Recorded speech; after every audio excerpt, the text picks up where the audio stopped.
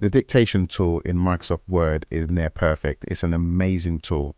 Now there is no excuse. That book or that novel, that list, that recipe, what you wanted to write, now you can do that just by using your voice. Let's get started by creating a new document. So click on blank document and then click create. If you click on the dictation tool, you can see it starts listening straight away. And so as you can see, as I start talking, the text is coming on the page straight away, and it's very accurate. The technology has grown over the years with dictation, and Microsoft has jumped on it at a good time. They've had it for a while, but now it's actually perfected. I think they might have changed the engine in it. So if I carry on talking, it will keep typing my text. If I click the stop dictation, you'll see that it stops copying or listening to me and putting my information in. But that's just the beginning. Let me delete this text and start to take you through a few things you need to know before you start your dictation.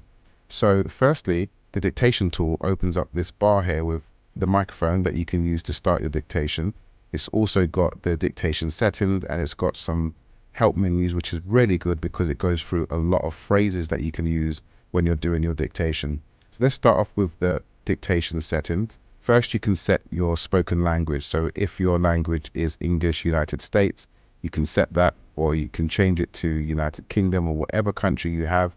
It's very important to change it because if you do speak another language, your punctuations will be different, and Microsoft can pick that up and give you a better dictation. So now I'm going to click on English United Kingdom. After you've set your spoken language, you can then set the microphone. This one's set to the Scarlett Solo USB, but you can click on the drop down here and choose your microphone that you have plugged into your machine. If you don't have an external mic, it's not that important. You can just use the onboard mic that's a part of your laptop or your PC. The enable auto punctuation will save you from using terms like phrases like comma and full stop.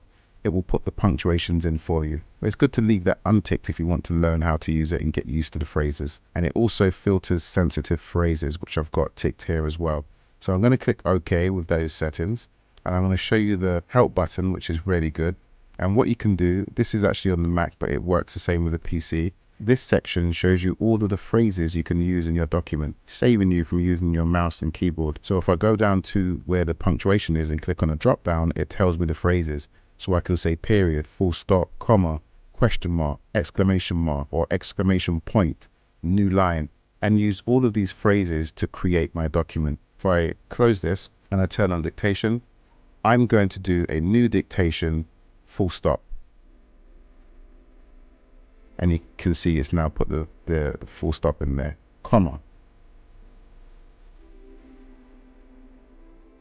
And so you see, as you say full stop or you say comma, you will see those punctuations appear within your text.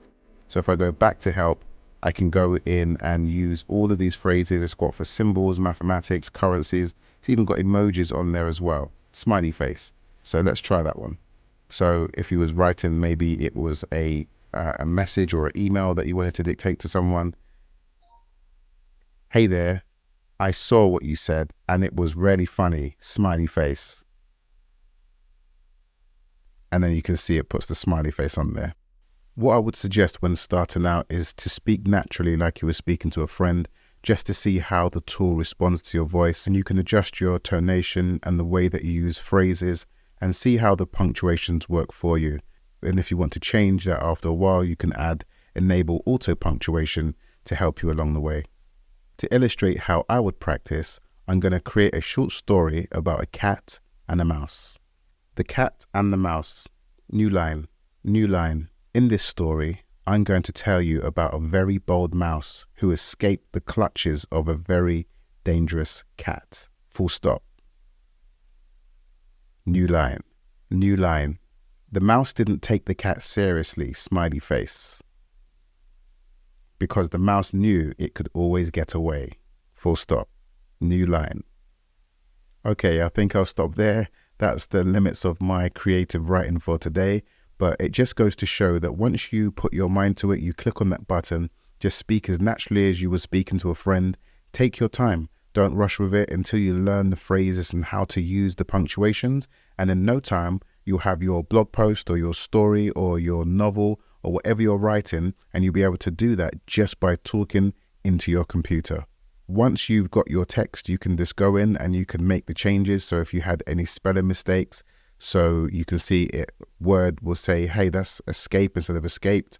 You can click on cat and you can make sure, oh, that needs to change to cats. And you can go through and modify your document manually, but the main bulk of getting the text in will be done via your voice.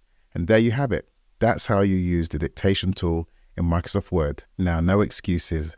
Go and write or speak that book.